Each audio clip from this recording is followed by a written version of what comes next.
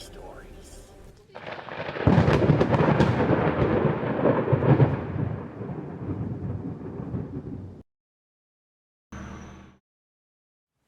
I work with this guy who is nice enough that I consider him a work friend.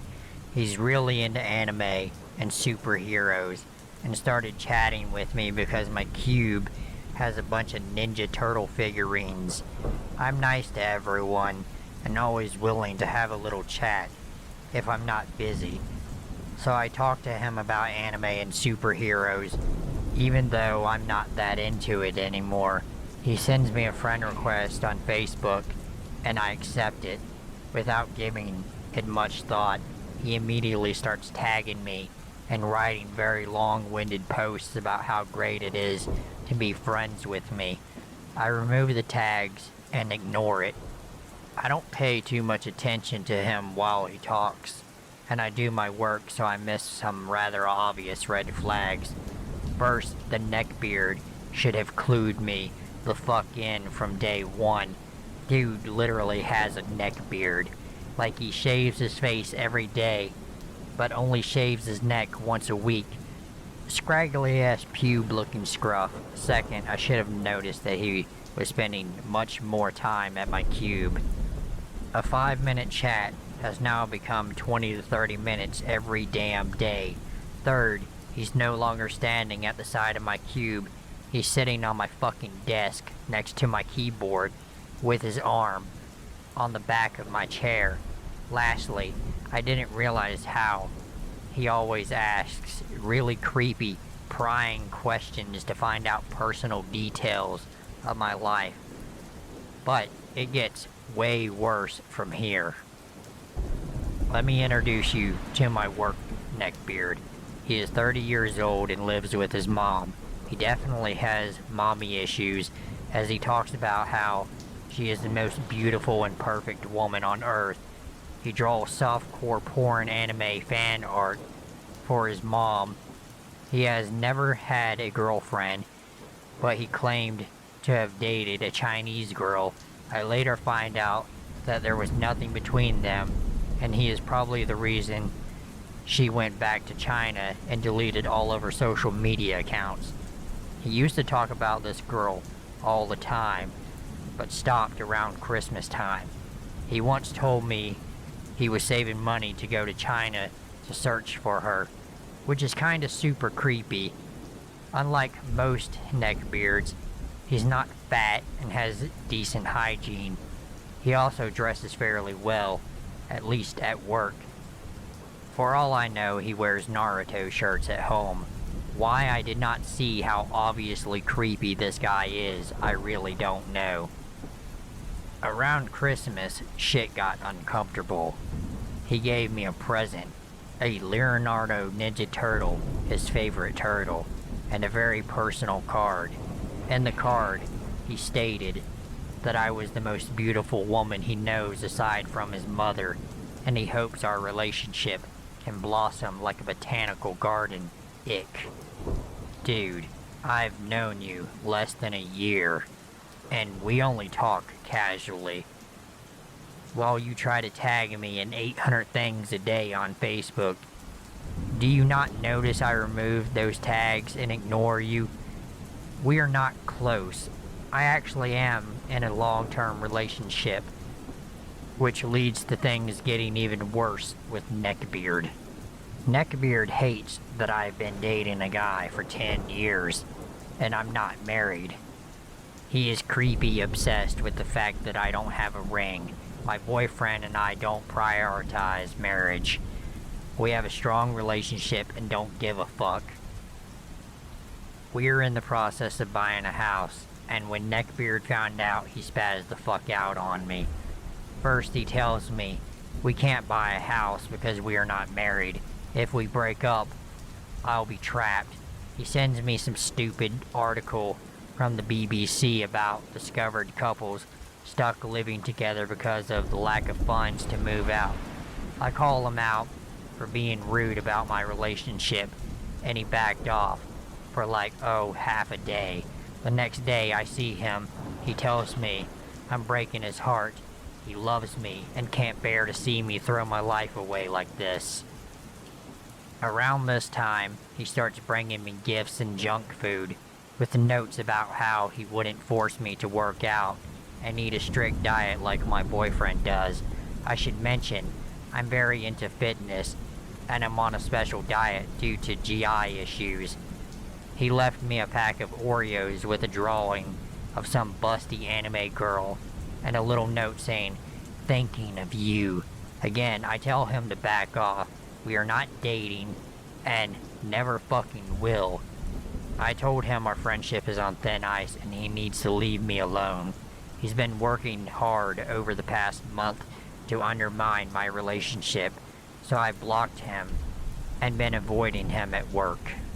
He follows me when I go on breaks or get coffee and talks about how much better my life would be if I moved in with him and his mom, and how I'll never get a ring from my douchebag boyfriend. I need a nice guy like him. He would treat me like a princess because chivalry is alive and well in his house.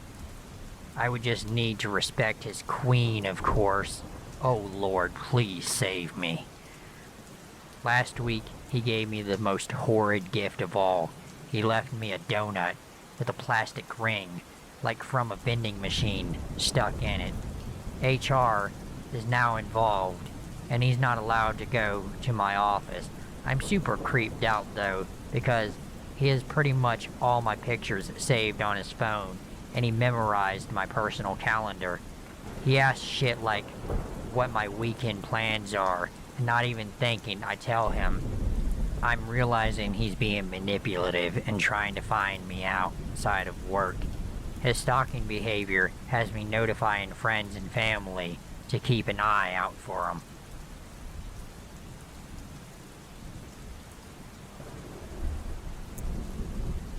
I used to dream about having a run-in with a neckbeard so I could share my story, and then I realized that I do have a story.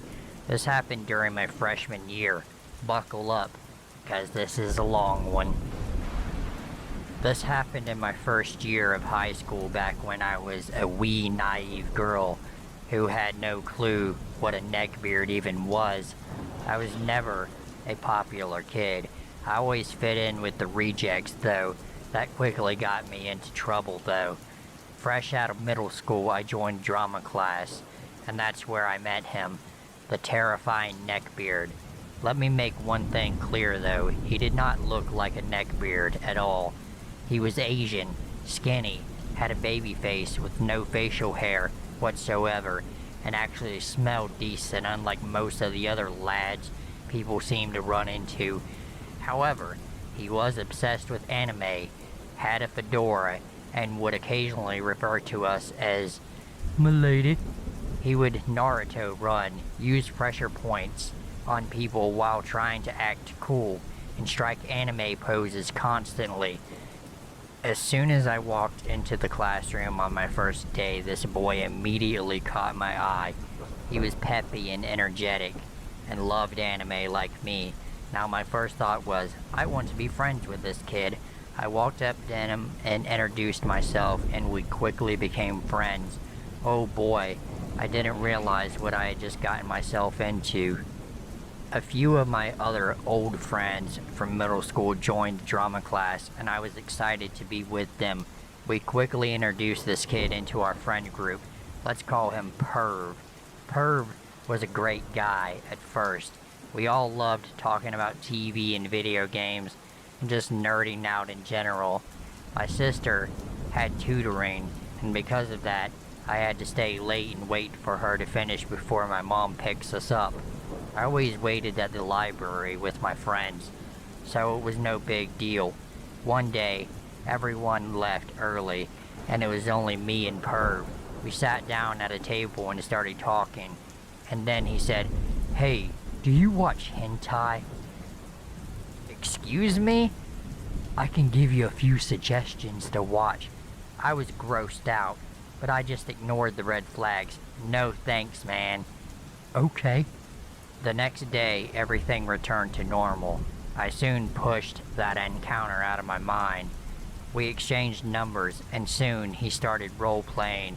He said things like, waves at you, grinning, looks in bio to see what's it about. I eventually asked him what the hell he was doing. "Do you not like it?" he asked. "No, not really." "Okay, I'll stop." And he actually stopped. Eventually, he brought in his fedora to school. We were all joking around in the theater auditorium and goofing off in our chairs. I tip back and find that Perv is behind me, and he puts his fedora over my eyes, so my face is covered. I'm laughing and being an idiot when I suddenly hear my male friend, let's call him B, screaming at Perv. Keep in mind I couldn't see anything as the fedora was covering my eyes. Perv is acting innocent and playing it cool, and my other friend is fuming. Perv refuses to tell me what happened, saying, "Oh, it's nothing. Don't worry about it." Then the school bell rings, dismissing us from school. He runs off before I can pester him further. As we are leaving, I flag down B and ask what had happened. He tells me that while the fedora was over my eyes, Perv reached over and tried to grab my titties. Luckily, B stopped him by screaming. I was enraged, but didn't call Perv out on it. Instead, I ignored him for a while. Despite this massive red flag, I still hung out with him for some stupid reason. A couple of weeks later, he texts me a link to a song and says, "It's really good. You should listen to it." Me being the idiot, actually clicked on it to see what it was about. It's a Vocaloid song about panties. "Dude, I don't want to listen to this," I text back. "But it's really good." I didn't want to make him angry, so I pretended I listened to the video and said, "I watched it." "Was it good?" "I guess," I texted back, cringing. Eventually, my friends and I get into D&D, and Perv offers to be a DM. We're thrilled, thinking that we are finally going to be able to play this game we have been waiting to try for ages. We form a small group, just me, Perv, and another friend. I'll call him A, and set up a date. He texts me, "Hey, A can't make it to the session, but you can still come. My parents won't be home, so it'll be just us." Smiley face. I, being the innocent idiot I am, still ready to go, even though this was obviously a setup to get into my pants. I asked my mom if I can go, and because she has more common sense than me, she refuses. I'm upset, thinking that now I won't be able to play the game, and tell him that I'm not coming. He sulks and whines, trying to get me to try talking to my parents again. But I tell him that once my parents make up their mind, they can't be swayed. A couple of weeks later, I talk to my other friend while Perv isn't around. I call her D. And she tells me that while they were sitting together under a blanket, he grabbed her butt and started whispering dirty things into her ear. I'm upset now, but we again don't confront Perv about it. The next day, I see him cornering my crush, who was also a girl, Boo Boo. Boo Boo had never been flirted with before and wasn't looking for a relationship at all. And when he pins her up against the wall, I can see the fear in her eyes. I roughly shove Perv off and tell him that he can't just do that to people. With a fake but tense smile on my face and murder in my eyes, he pouts, "I was just joking, jeez," and then walks off. I turn to Boo Boo and ask if she's alright. She hugs me and thanks me for protecting her, and I say I'm just glad that I was able to help.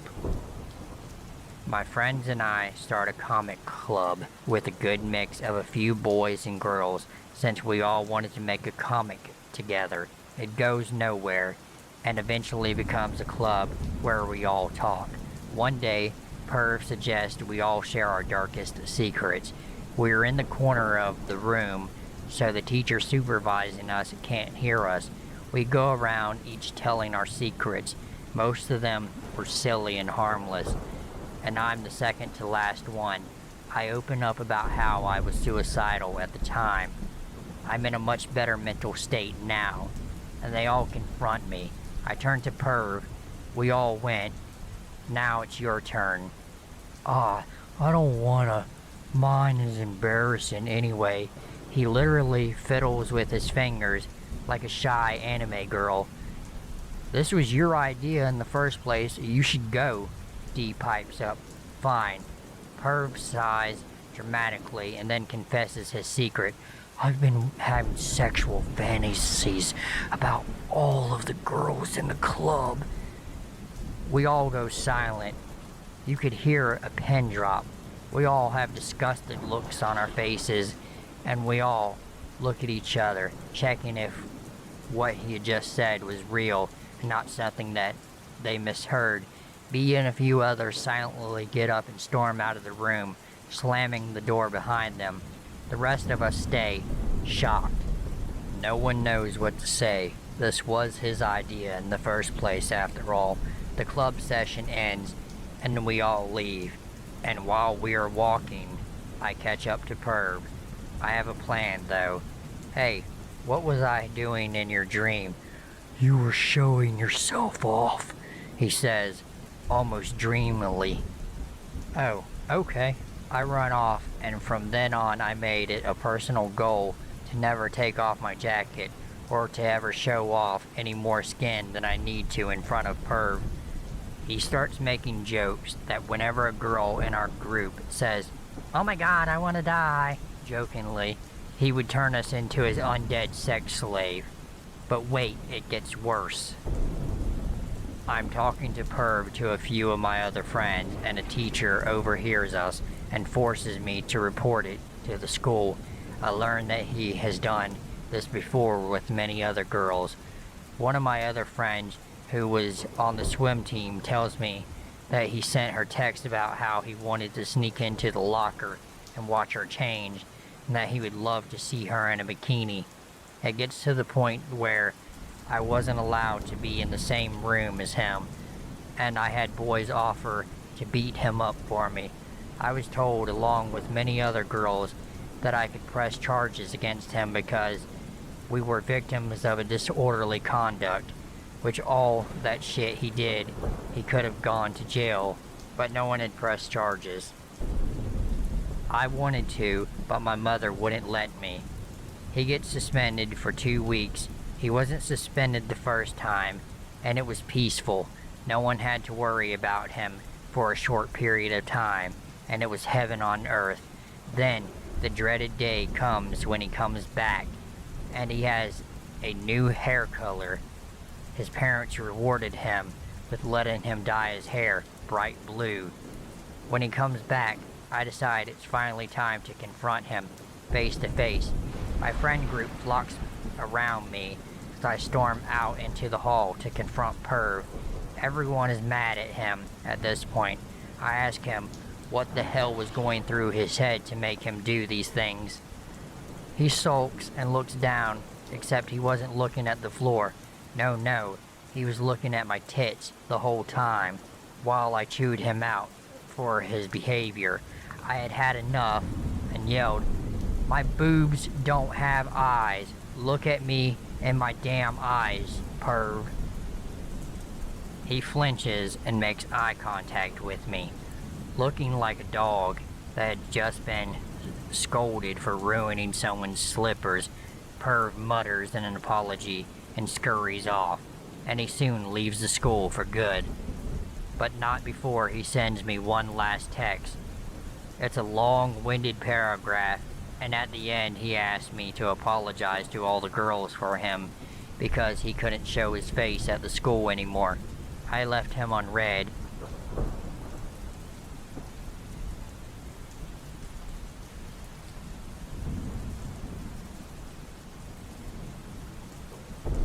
Alright, so it's my sophomore year in high school. I was in JROTC, and we had all gone on a land nav field trip. Basically, we had coordinates and a pace count to find certain spots on our map.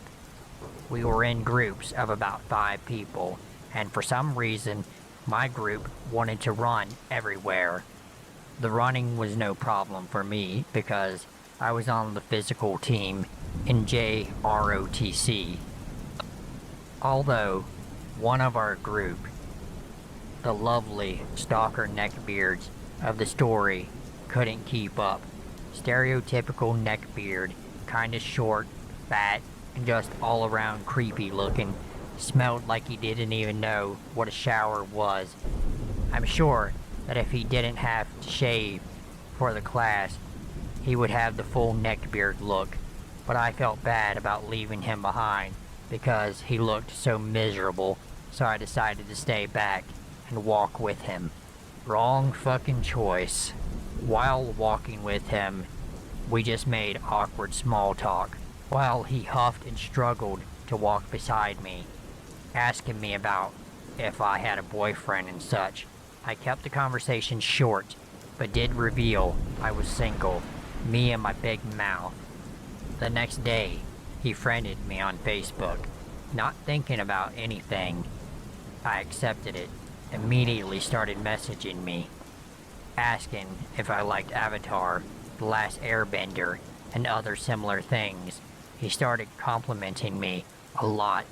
I didn't start to get really weirded out until he started calling me his perfect woman. He constantly blew up my phone and would get mad if I didn't respond in time. I should have just deleted him, but he would get really panicked and say he would kill himself when it seemed I was backing off. I tried my best to avoid him, but we did actually have JROTC together, and it made it impossible to keep him away. He would follow me around, no matter what we were doing. Flipping a coin saying heads, I get head, tails, I get tail, which was super creepy and cringe-worthy.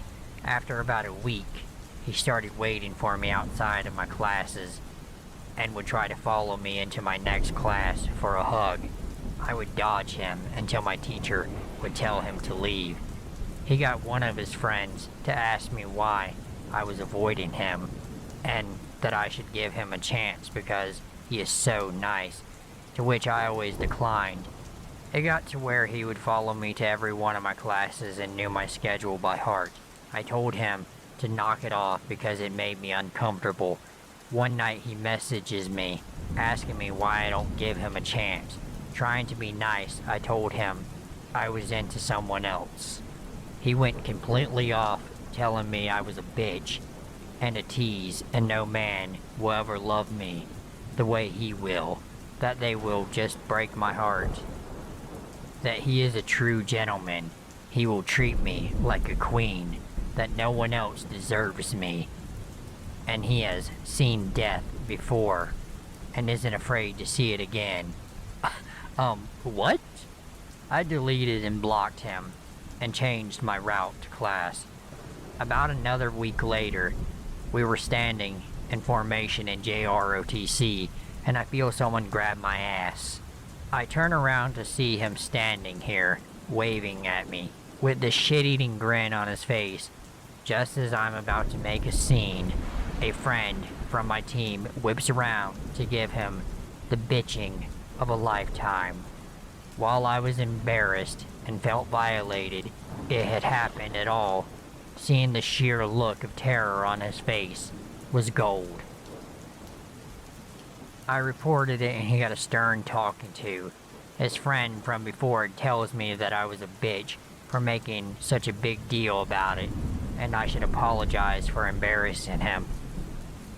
The next day, he messages me from a new Facebook account and asks me to meet him in person so he can apologize.